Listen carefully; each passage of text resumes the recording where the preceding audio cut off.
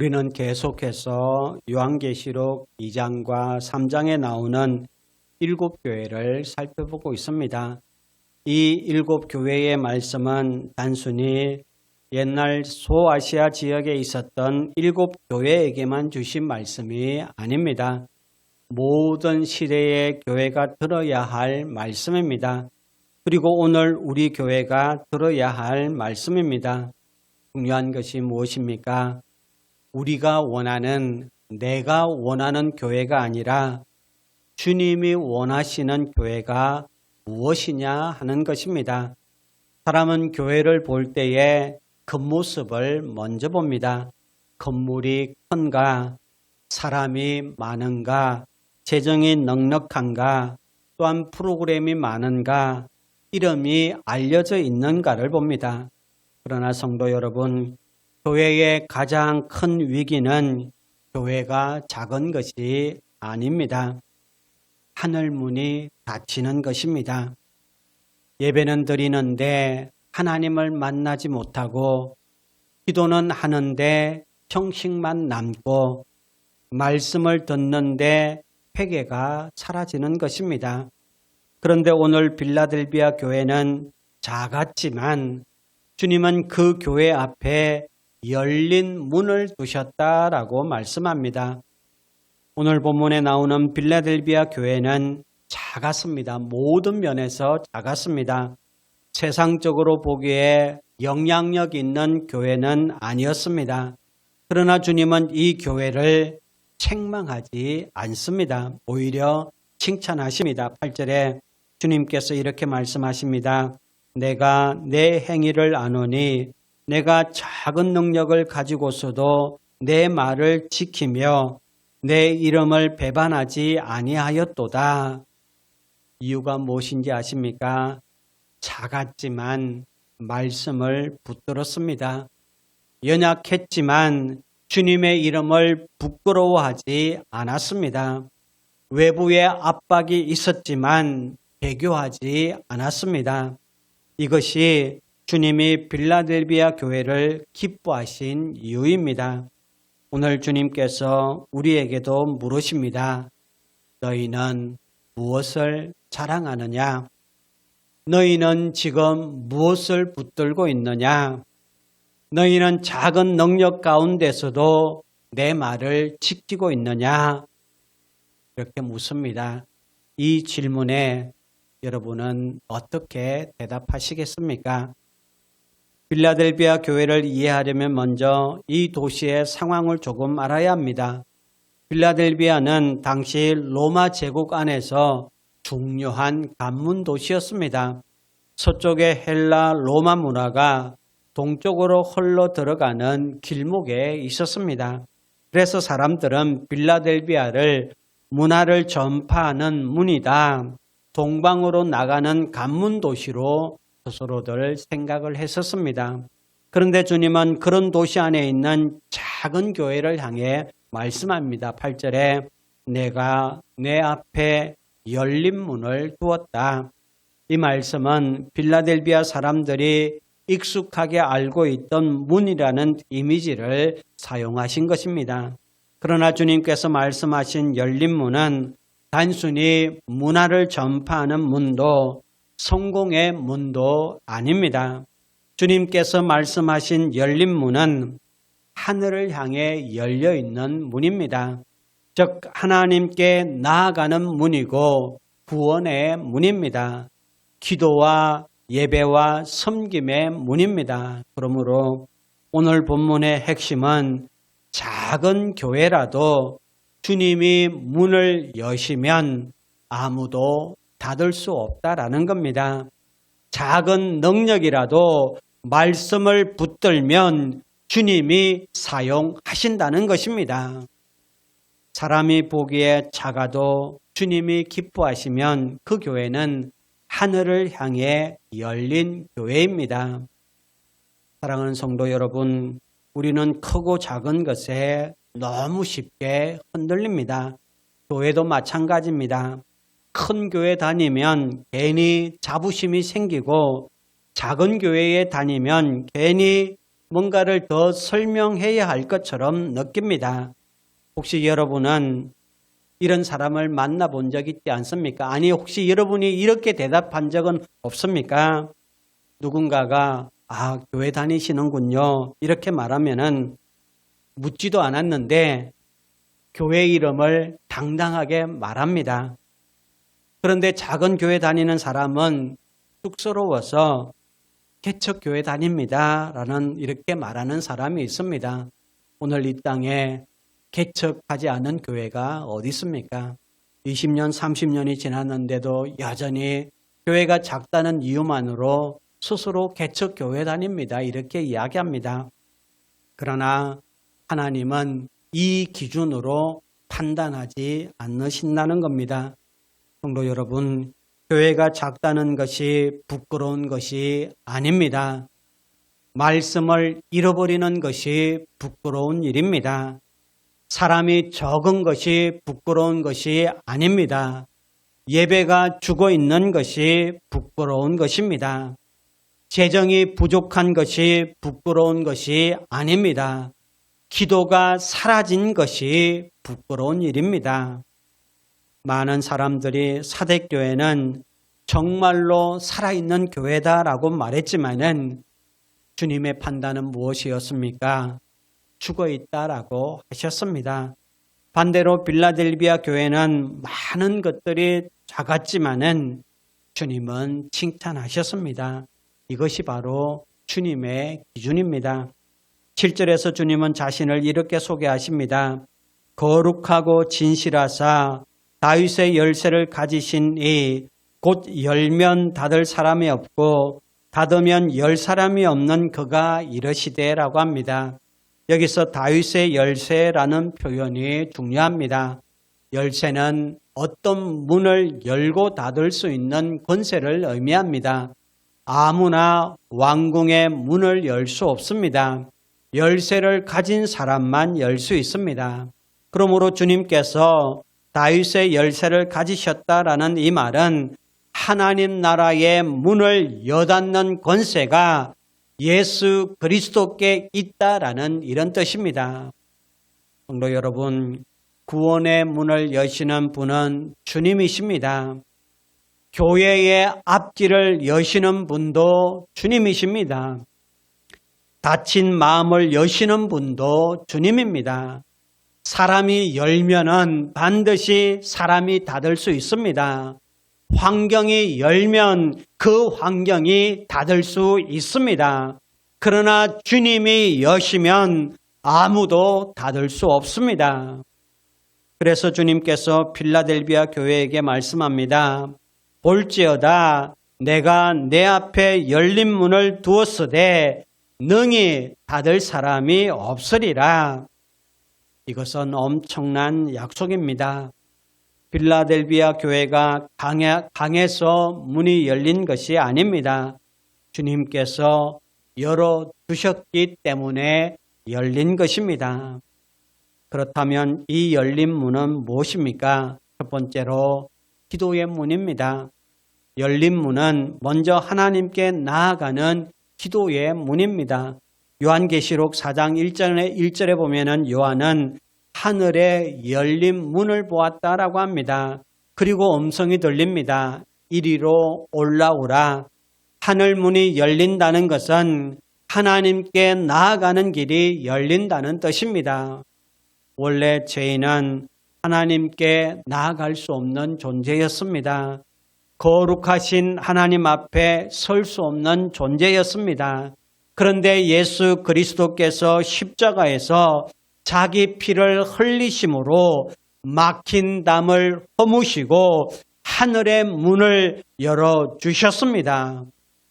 그러므로 우리가 오늘 하나님을 아버지라고 부를 수 있는 것은 당연한 일이 아니라 바로 십자가의 은혜입니다. 그래서 성도가 기도할 수 있는 것도 은혜이고 함께 예배할 수 있는 것도 은혜인 줄 믿습니다. 하나님께 나아가는 것 자체가 말할 수 없는 은혜란 말입니다. 주님께서 필라델비아 교회 앞에 열린 문을 두셨다는 것은 너희는 버려진 교회가 아니다. 이런 뜻입니다. 너희의 기도를 내가 다 듣고 있고 너희의 예배를 내가 다 받고 있다는 것입니다. 너희의 삶이 여전히 하나님께 연결되어 있다라는 이런 뜻입니다. 여러분, 이것이 얼마나 위로가 되는 말씀입니까? 사랑하는 성도 여러분, 교회의 가장 큰 축복은 세상이 알아주는 것이 아닙니다. 하늘이 열려 있는 것입니다. 우리의 예배가 하나님께 상달되고 우리의 기도가 하나님 앞에 올라가고 우리의 삶이 여전히 어려움 가운데 있지만은 그 가운데에서도 하나님과 여전히 연결되어 있는 것, 이것이 교회의 나의 가장 큰 복인 줄 믿으시기를 간절히 바랍니다. 오히려 교회의 가장 무서운 일은 사람이 적은 것이 아닙니다. 예산이 부족한 것도 아닙니다. 가장 무서운 일은 예배해도 하나님을 만나지 못하고 기도해도 형식만 남고 말씀을 들어도 회개와 순종이 사라진 것입니다. 그것은 하늘이 막힌 듯한 상태입니다. 그러므로 우리는 날마다 기도해야 합니다. 주님, 우리 교회 위에 내 인생 가운데 하늘 문을 열어주십시오. 우리의 예배가 하나님께 상달되게 해 주십시오. 우리의 삶이 하나님을 향해 열린 삶이 되게 해 주십시오.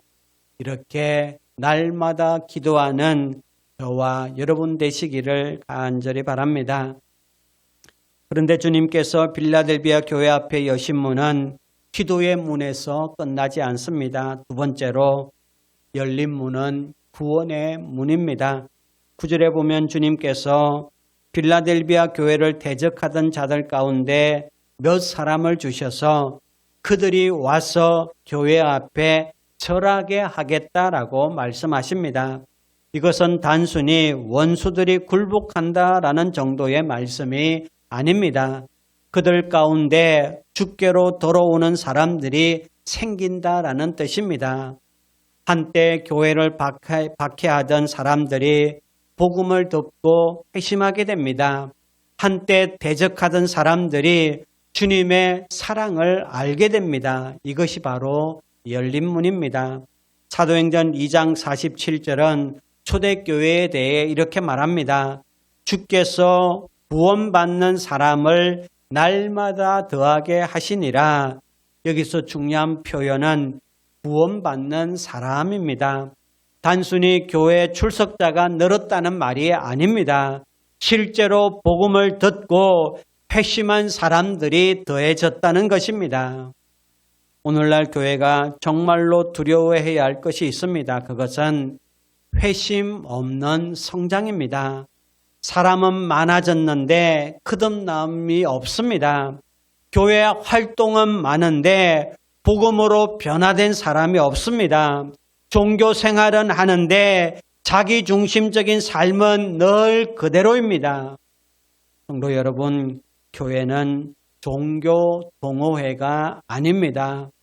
교회는 성령으로 거듭난 사람들의 공동체입니다. 교회는 예수 그리스도를 주로 나의 주인으로 고백하는 사람들의 모임입니다.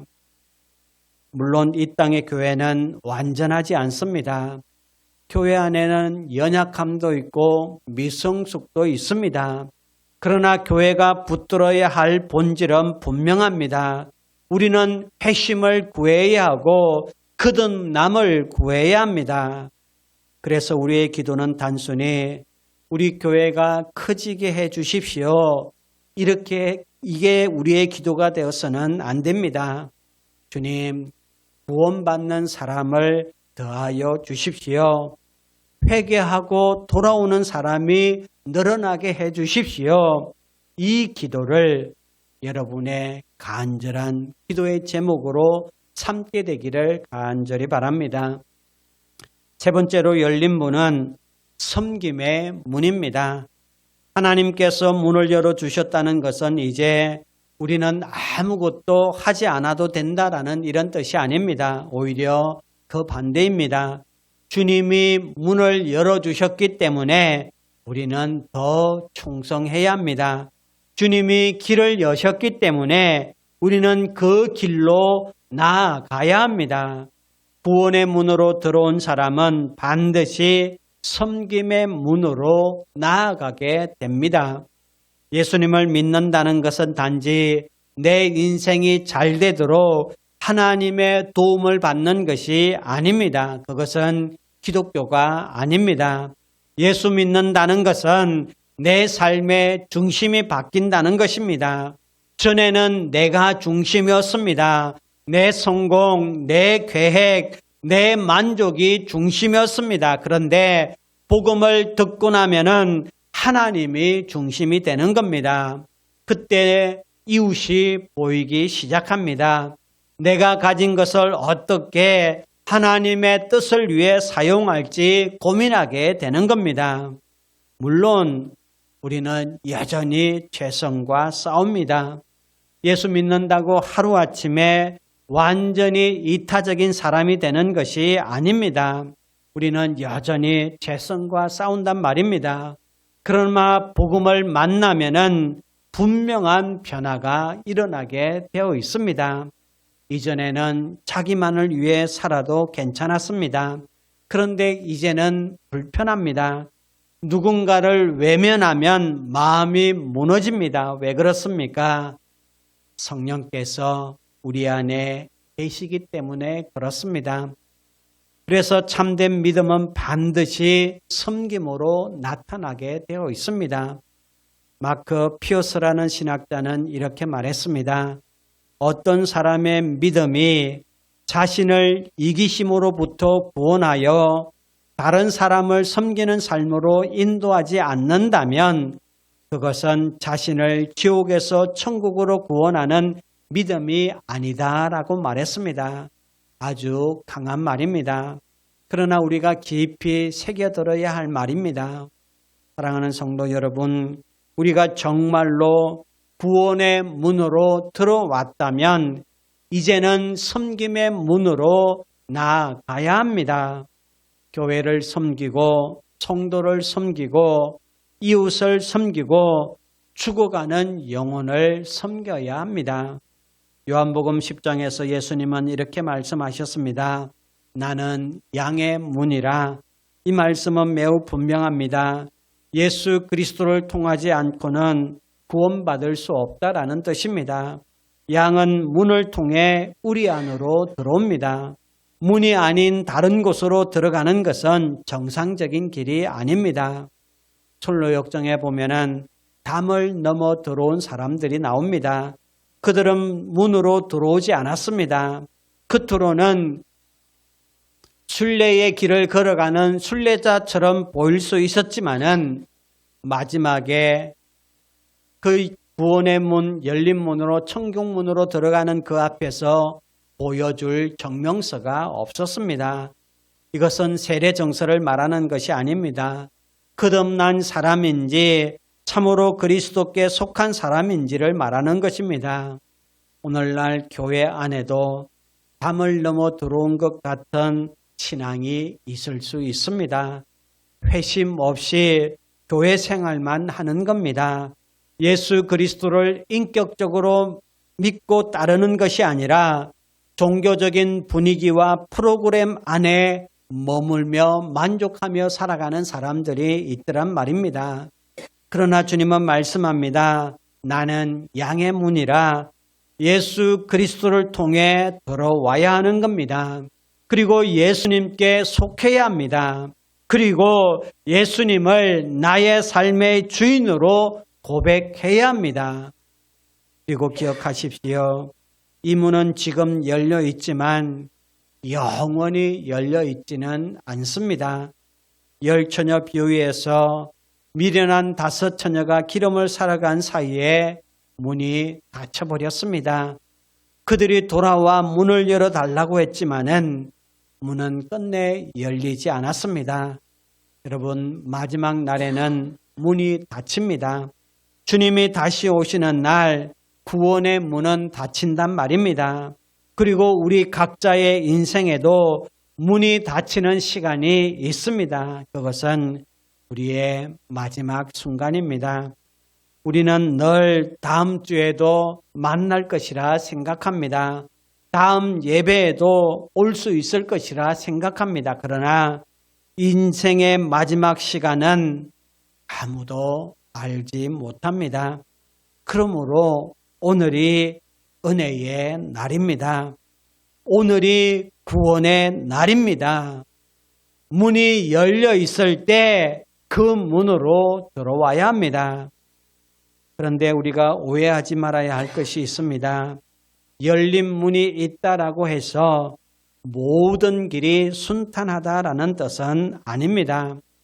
우리는 보통 문이 열렸다라고 하면은 일이 이제는 슬슬 술술 잘 풀리는 것이다 이렇게 생각합니다. 막힘이 없고 반대가 없고 어려움이 없는 길이라 이렇게 생각한단 말입니다. 그러나 성경은 그렇게 말하지 않습니다. 고린도전서 16장 9절에서 바울은 이렇게 말합니다. 내게 광대하고 유효한 문이 열렸으나 대적하는 자가 많음이라. 내게 광대하고 유효한 문이 열렸으나 대적하는 자가 많음이라. 여러분 놀랍지 않습니까? 광대하고 유효한 문이 열렸습니다. 복음의 열매가 나타나는 문입니다. 그런데 동시에 대적하는 자가 많았습니다. 우리는 보통 대적이 많고 어려움이 생기면 어떻게 생각합니까? 이 길은 하나님의 뜻이 아닌가 보다. 그만해야 하나 보다. 실제로 이런 생각에 힘들어했던 적이 여러분에게도 있지 않습니까? 바울은 그러나 그렇게 말하지 않습니다. 오히려 대적이 많은 상황 속에서도 광대하고 유효한 문이 열렸다라고 말합니다. 빌라델비아 교회도 마찬가지였습니다. 그들 앞에 분명히 열린 문이 있었습니다. 그러나 동시에 자칭 유대인이라 하는 자들의 핍박이 있었습니다. 사탄의 회당이라 불릴 만큼 교회를 괴롭히는 세력이 많았단 말입니다. 그런데 주님은 그 상황을 다 아시면서 말씀하십니다. 내가 네 앞에 열린 문을 두었다. 이것은 우리에게 중요한 분별을 가르쳐 줍니다. 어려움이 있다라고 해서 하나님의 뜻이 아닌 것은 아닙니다. 대적이 있다라고 해서 문이 닫힌 것은 아닙니다. 오히려 대적이 많은 것이 열린 문의 증거일 때도 있습니다. 그러므로 우리는 환경만 보고 판단하면 안 됩니다. 환경이 열렸다고 무조건 하나님의 뜻도 아니고 환경이 막혔다고 무조건 하나님의 뜻이 아닌 것도 아닙니다. 하나님의 인도하심을 분별하려면 말씀 위에 서야 합니다. 말씀을 알아야 양심도 바르게 작동합니다. 말씀을 알아야 환경도 바르게 해석할 수 있습니다. 말씀을 모르면 뭐가 1번이 되겠습니까? 말씀을 모르면 환경이 1번이 되고 내 욕망이 2번이 되고 하나님의 말씀은 3번이 되는 겁니다. 그러면 우리는 결국 내가 원하는 길을 하나님의 뜻이라고 착각하게 되는 것입니다. 사랑하는 성도 여러분, 필라델비아 교회는 작은 교회였습니다. 대적도 많았습니다. 핑계댈 이유도 더 많았습니다. 그러나 주님은 말씀합니다. 내가 네 앞에 열린 문을 두었다. 그러므로 작다는 것이 핑계가 되면 안 됩니다. 연약하다는 것이 불순종의 이유가 되면 안 됩니다. 환경이 어렵다는 것이 사명을 포기할 이유가 되면 안 됩니다. 하나님은 작은 자를 통해 일하십니다. 예수님께서 부르신 제자들의 모습을 보십시오. 그들은 그저 평범한, 알아주지도 않는 평범한 어부들입니다. 그런데 예수님은 그 무명의 갈릴리 어부들을 통해 일하셨습니다. 없는 자들을 통해 있는 자들을 부끄럽게 하셨습니다. 왜입니까? 그래야 하나님의 능력이 그들을 통해 나타나기 때문입니다. 그런가 하면 주님은 빌라델비아 교회에 세 가지 중요한 약속을 주십니다. 첫 번째로 내가 너를 지켜주겠답니다. 10절입니다. 내가 나의 인내의 말씀을 지켜선즉 내가 또한 너를 지켜 시험의 때를 면하게 하리니, 여기서 주님은 네가 나를 배반하지 않았다라고만 말씀하지 않습니다. 네가 나의 인내의 말씀을 지켰다라고 하십니다. 왜 이렇게 말씀하실까요? 하나님의 말씀을 대하는 태도가 곧 하나님을 대하는 태도이기 때문에 그렇습니다. 말씀을 가볍게 여기면서 하나님을 사랑한다라고 말할 수 없습니다. 말씀을 버리면서 주님을 붙든다라고 말할 수 없습니다. 빌라델비아 교회는 말씀을 지켰습니다. 그것도 인내로 지켰습니다. 편할 때만 붙던 것이 아닙니다.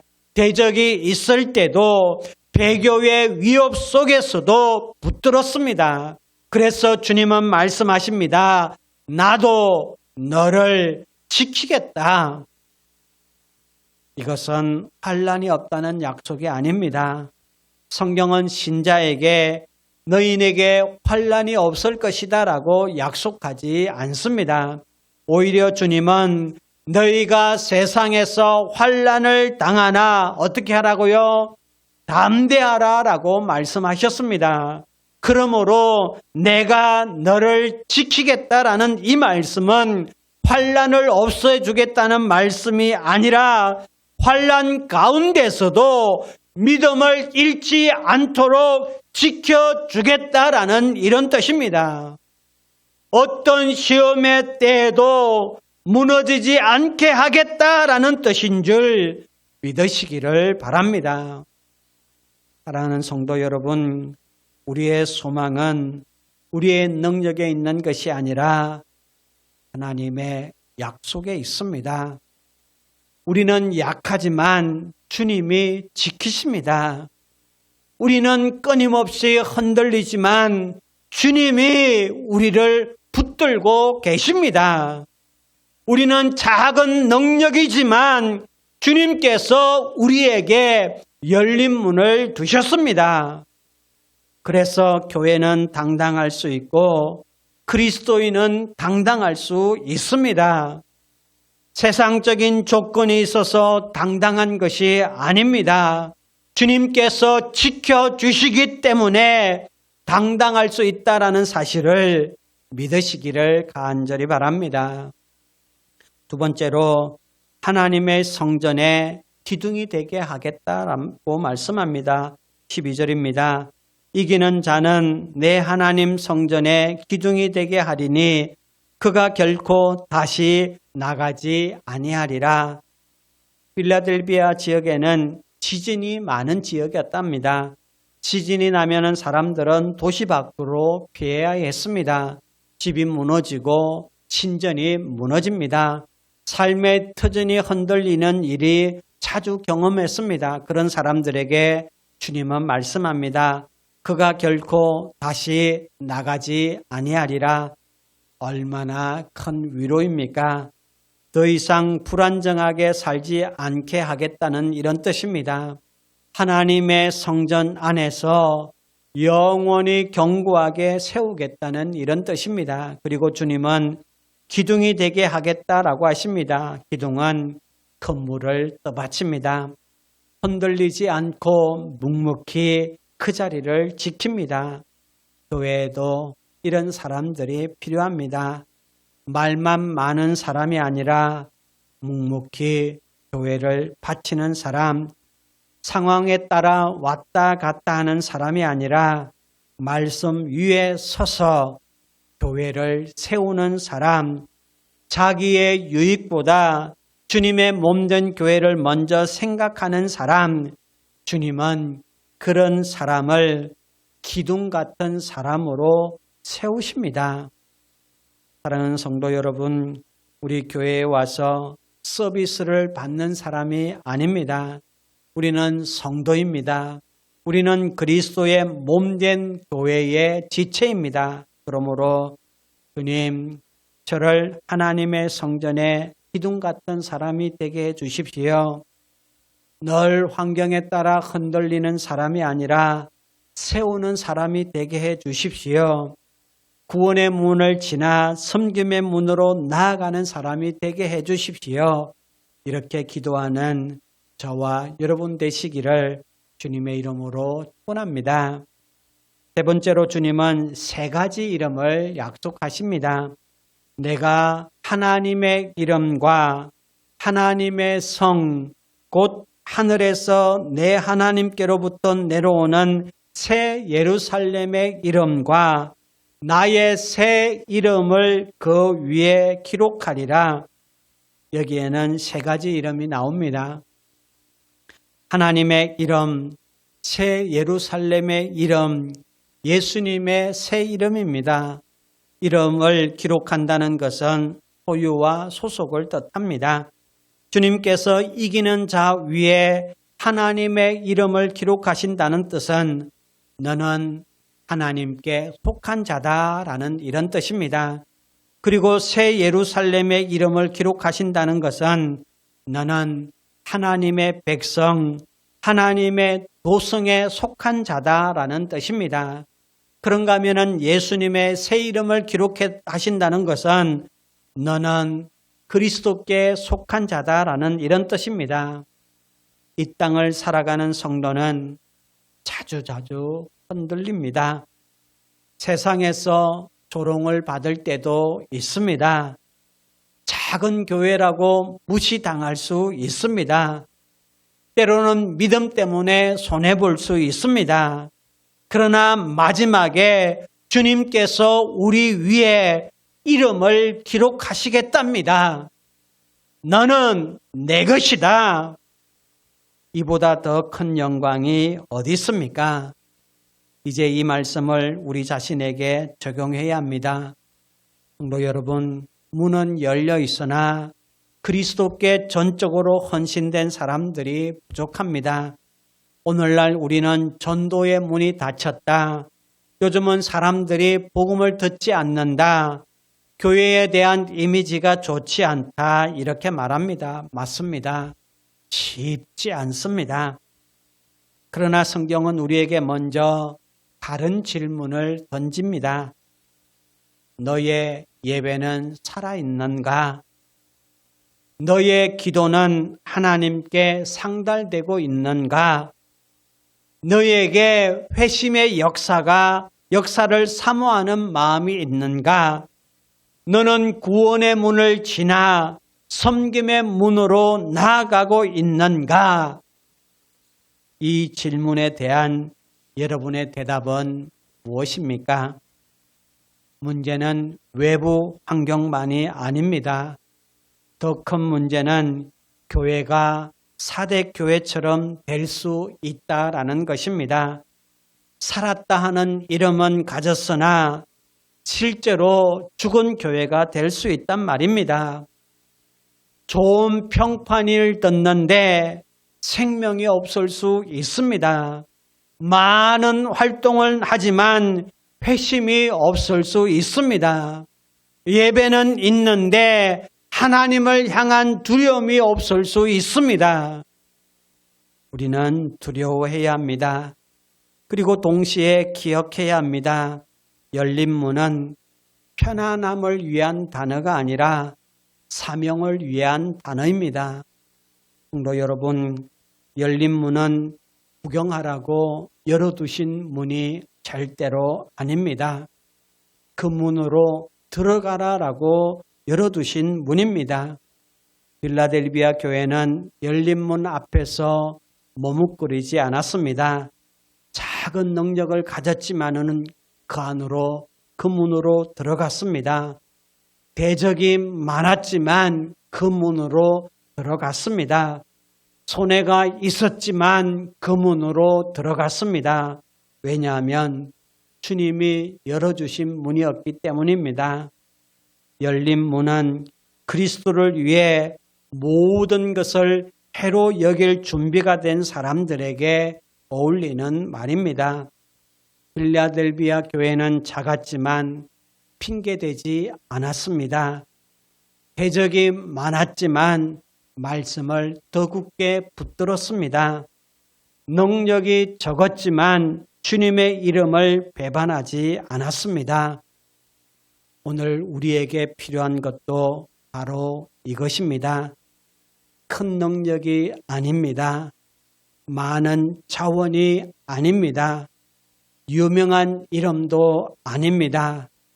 주님은 큰 교회를 찾으시는 것이 아닙니다. 말씀을 지키는 교회를 찾으신다는 사실을 믿으시기를 바랍니다. 뿐만 아니라 하나님의 성전에 기둥 같은 자가 되어 열린 문으로 나아가야 합니다. 사랑하는 성도 여러분, 주님은 오늘 우리 앞에도 열린 문을 주셨습니다. 우리에게 기도의 문이 열려 있습니다. 구원의 문이 열려 있습니다. 섬김의 문이 열려 있습니다. 그러므로 우리는 그 문 앞에 더 이상 머물러 있으면 안 됩니다. 열린 문으로 들어가야 합니다. 기도의 문이 열려 있다면 기도해야 합니다. 구원의 문이 열려 있다면 끊임없이 복음을 전해야 합니다. 섬김의 문이 열려 있다면 섬겨야 합니다. 우리 가족의 구원을 위해서 끝까지 기도해야 합니다. 왜냐하면 열쇠를 주님이 가지고 계시기 때문입니다. 전도는 단순히 교회로 데려오는 것이 아닙니다. 전도는 생명의 도를 전하는 것입니다.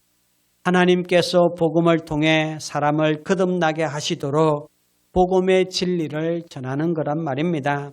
저는 우리 교회가 작지만 살아있는 교회, 연약하지만 말씀을 지키는 교회, 대적이 있어도 복음을 붙드는 교회, 하늘을 향한 열린 문이 있는 교회, 회심의 역사가 끊임없이 나타나는 교회, 성도들이 기둥처럼 세워지는 그런 교회가 되기를 간절히 바랍니다. 그렇게 살다가 마지막 날 주님 앞에 섰을 때에 네가 작은 능력을 가지고서도 내 말을 지켰다. 내 이름을 배반하지 않았다. 내가 너를 지켰다. 너는 내 것이다. 이렇게 말씀하시는 주님의 음성을 듣는 저와 여러분 되시기를 주님의 이름으로 축원합니다.